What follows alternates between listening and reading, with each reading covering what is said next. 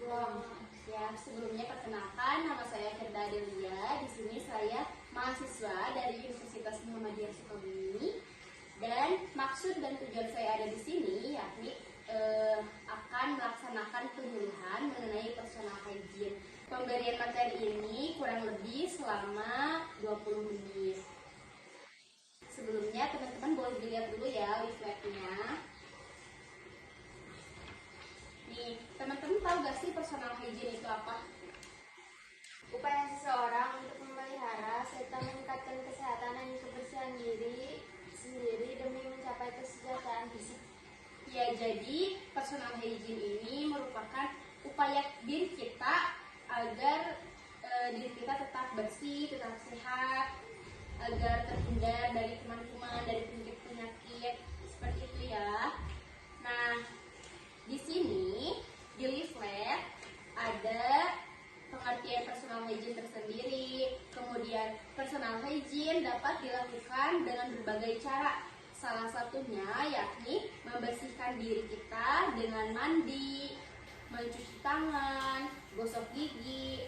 Nah, kenapa sih cuci tangan itu penting? Karena cuci tangan ini dapat memutuskan rantai virus gitu. Jadi agar misalkan ada yang sakit, tapi dengan rajinnya kita cuci tangan, misalkan terjadi virus-virus tuh enggak nyebar ke orang-orang gitu. Kita kan misalkan nyentuh benda gitu atau nyentuh orang, kalau misalnya kita lagi bersin gitu ya, terus kita tuh nyentuh orang kan virusnya jadi kena gitu kan ya ke orang. Jadi dengan cuci tangan ini dapat memutus rantai penyebaran virus. Nah, mandi yang benar itu kayak gimana? Mandi yang benar itu di sini ada pada jenis-jenisnya ya, kayak kebersihan kepala dan rambut, kebersihan gigi dan mulut, kemudian kebersihan mata, telinga, hidung, kulit, kuku-kuku pada tangan dan juga kaki, kemudian membersihkan area genitalia. Selain itu, kebersihan lingkungan juga sangat penting, seperti misalkan mau tidur, nah kasurnya harus dibersihkan terlebih dahulu, kemudian kalau mau mandi, kamar mandinya juga harus bersih, airnya harus bersih, kayak gitu. Terus gimana sih misalkan cara menyikat gigi yang baik dan benar? Di sini kita akan melihat bagaimana cara menyikat gigi dengan benar. Bentar ya.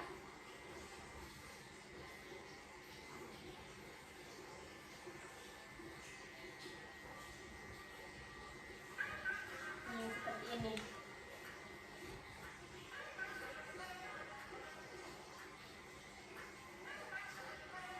Siapkan pasta gigi dan sikat gigi.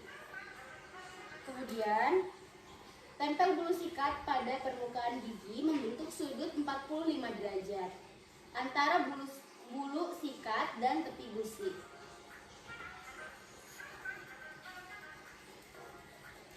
Mulailah dari gigi geraham atas, gigi geraham ya, di salah satu sisi, lanjut ke gigi geraham bawah. Kemudian sikat masing-masing gigi atas dan bawah dengan gerakan melingkar. Jadi ketika gosok gigi itu dengan gerakan melingkar, itu yang benar ya. Kemudian lanjutkan menyikat gigi bagian luar dari salah satu sisi mulut ke sisi satunya. Sikat permukaan gigi yang dipakai mengunyah dengan gerakan maju mundur. Setelah itu, arahkan sikat gigi agar tegak dan sedikit tegap untuk membersihkan gigi bagian bawah. Sikat gigi dengan gerak naik turun. Setelah itu, bersihkan lidah secara perlahan. Dan yang terakhir baru kita kumur-kumur. Nah teman-teman, jadi itu cara sikat gigi yang benar. Karena sekarang kalian sudah tahu cara menyikat gigi dengan benar, jadi diharapkan diterapkan ya di kehidupan sehari-hari. Ya. Nah, personal hygiene juga dapat dilakukan yang tadi ya, mandi, mencuci tangan, membersihkan dan bagian tubuh yang kotor juga. Kalau misalkan kita habis dari luar, jadi kita sebaiknya mandi gitu kan. Kita nggak tahu, mungkin di luar kita terkontaminasi oleh bakteri-bakteri atau virus-virus. Kemudian makan makanan yang sehat, kayak mengonsumsi makan makanan yang apa ya, yang belum terkontaminasi sama virus-virus lah, yang sehat-sehat aja gitu. Kayak terus kayak misalkan 4 sehat 5 sempurna, kayak tempe, tahu, yang kayak gitu-gitu. Kemudian menerapkan gaya hidup yang sehat dan juga teratur. Jadi kalau misalkan pagi-pagi ya baiknya mandi gitu kan ya, jangan tidur tidur terus gitu kan, jadi kayak bau aja gitu ya.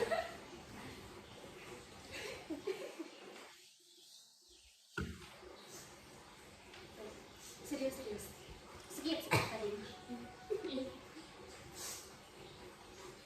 Nah, yang keempat, menjaga dan meningkatkan daya tahan tubuh serta kesehatan jasmani.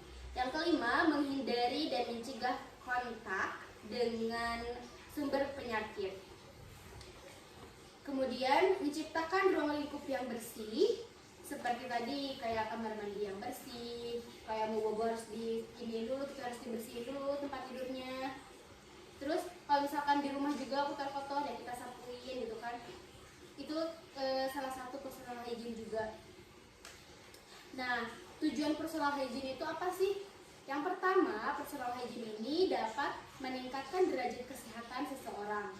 Yang kedua, dapat memelihara dan menjaga kebersihan personal. Yang ketiga, menerapkan dan memperbaiki personal hygiene. Yang keempat, mencegah penyakit. Tentu dengan kita selalu bersih, diri kita selalu bersih, maka penyakit pun akan pergi gitu kan ya. Kayak gak mungkin aja gitu kita udah bersih-bersih terus kayak kuman-kuman emasnya anjing. Nah, yang keempat ini ada mencegah penyakit. Nah, dengan misalkan ada penyakit nih di tangan kita, tapi dengan melakukan personal hygiene, dengan cuci tangan kan dia penyakitnya hilang gitu kan ya, kayak dia terbawa oleh arus air atau gimana gitu ya. Terus menciptakan lingkungan yang sehat dan meningkatkan kepercayaan diri. Nah, teman-teman tadi kan ada mencuci tangan. Mencuci tangan itu adalah salah satu upaya agar memutus rantai penyebaran virus. Nah, gimana sih cuci tangan yang benar? Kita akan lihat cara cuci tangan yang benar tuh kayak gimana. Nah, teman-teman tahu gak sih bahwa mencuci tangan itu sebenarnya ada 6 langkah. Tapi kalian sendiri kalau misalkan habis makan atau sebelum makan cuci tangannya kayak gimana? Itu. Ya, cuma segitu ya. Nah, di sini kita akan belajar cara mencuci tangan yang baik dan benar itu. Sebenarnya itu ada 6 langkah. Nih.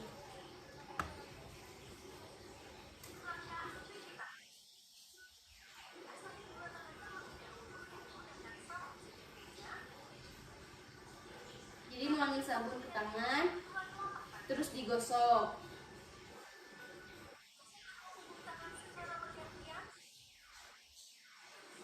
Punggung tangannya digosok-gosok. Lagi di tangan.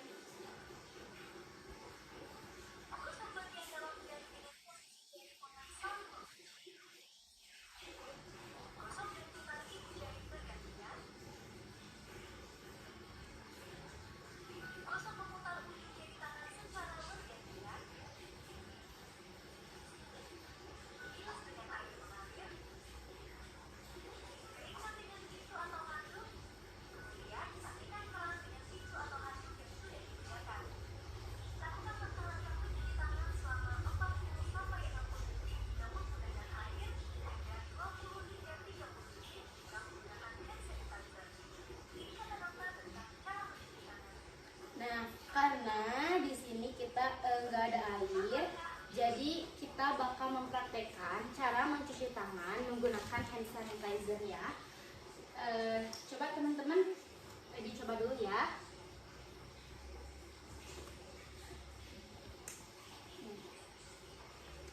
Tadi yang pertama kita ngapain aja nih? digosok. Setelah itu punggungnya ini, sela-sela jari tangan, ibu jari, kemudian dikunci. Setelah itu yang terakhir gini ya. Itu ya cara cuci tangan yang baik dan benar. Jadi kalau misalkan mau makan atau sudah makan atau mau tidur atau misalkan ada bepergian dari luar, nah itu kita harus mencuci tangan. Kita harus sering-sering gitu ya mencuci tangan agar kita juga nggak mudah sakit gitu. Dan harus ingat itu 6 langkah cara-caranya. Jangan sampai kayak gini-gini aja gitu. Oke. Nah, yang terakhir kita akan mengetahui bagaimana sih caranya kita merawat area genitalia. Sebelumnya teman-teman tahu gak genitalia itu apa? Enggak. Jadi genitalia ini merupakan area kewanitaan. Misalkan lagi menstruasi, gimana sih caranya merawat area genitalia ini? Nih, yang pertama, sebentar ya.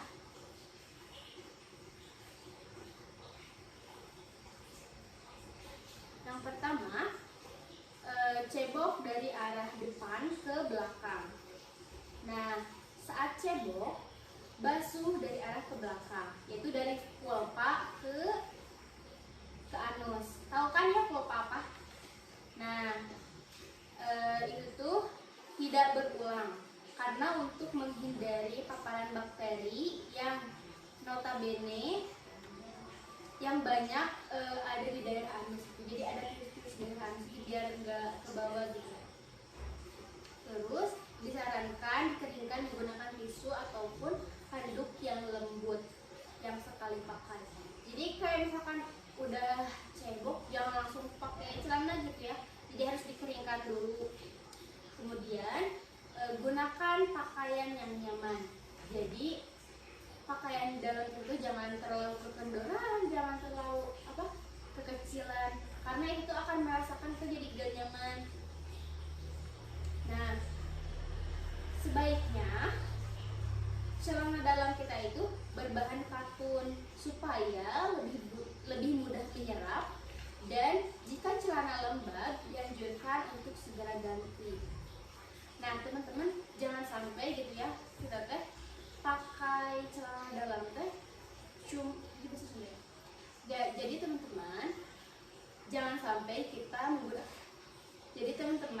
sampai kita menggunakan celana dalam satu hari cuma satu, ya minimal lah 2 kali ya.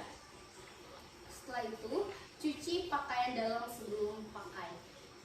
Kan kebanyakan orang-orang tuh kayak baru beli misalnya kerja di sana, baru beli celana dalam atau baju atau apalah, langsung pakai aja gitu ya sampai rumah teh. Itu tuh nggak baik. Jadi harusnya dicuci dulu. Karena kenapa? Karena itu tuh banyak orang yang kayak misalnya megang-megang bajunya gitu kan, kita nggak tahu ya. Kemudian kalau misalkan lagi haid, kita dapat mengganti pembalut selama 3-4 jam sekali. Kenapa? Karena pada saat haid pH vagina berubah, ditambah kontak vulva dengan darah haid, resiko infeksi lebih besar. Untuk itu baiknya pembalut diganti tiap 3-4 jam sekali. Meski darah haid sedikit, ada cairan vagina yang mengandung banyak mikroorganisme. Jadi ketika ada darah haid, mikroorganisme ini bakal tumbuh gitu di si pembalut itu. Nah, terus kemudian gimana sih caranya kita membersihkan area genitalia bagian dalam?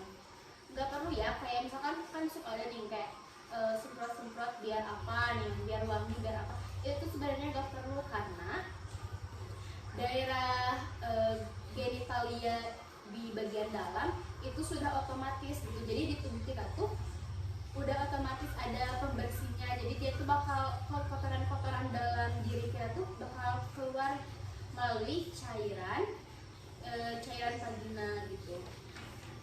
Nah, Bagaimana sampai di sini? Apakah sudah dipahami? Kemudian,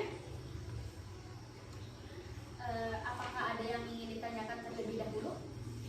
Kenapa ganti pembalut 4 jam sekali? Nah, kenapa sih ganti pembalut itu harus 3-4 jam sekali? Karena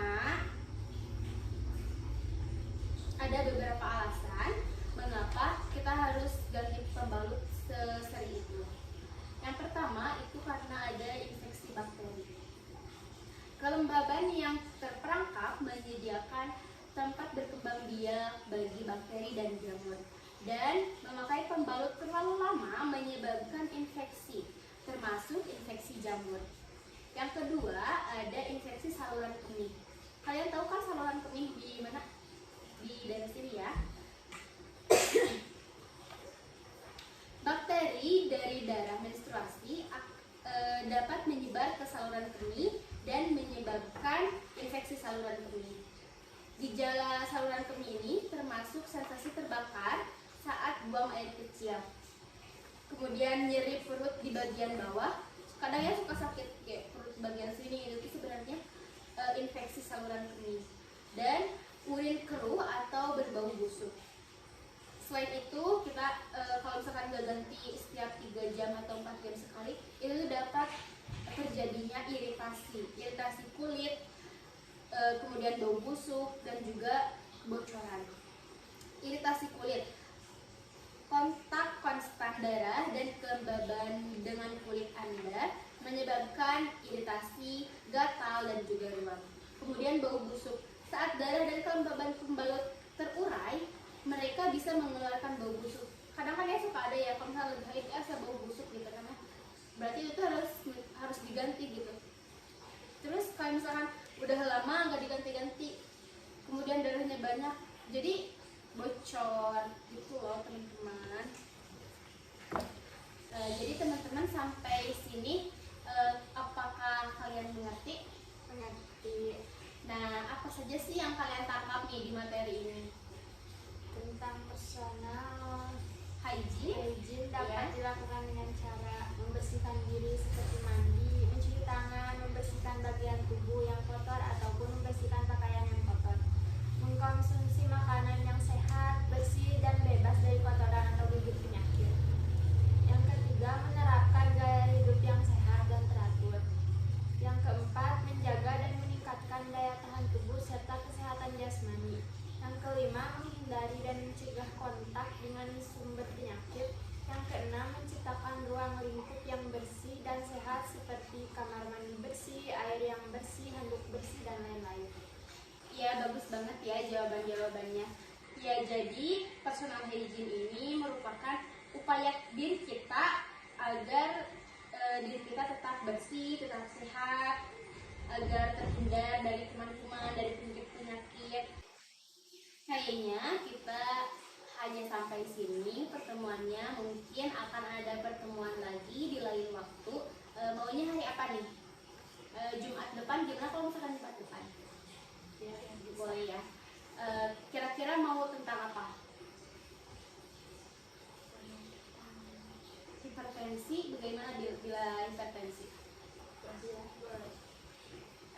Mungkin hanya itu yang dapat saya sampaikan. Mohon maaf bila ada kesalahan atau kekeliruan ataupun perkataan yang kurang berkenan. Saya ucapkan terima kasih karena Teteh telah datang di penyuluhan kali ini. Wassalamualaikum warahmatullahi wabarakatuh. Waalaikumsalam warahmatullahi wabarakatuh.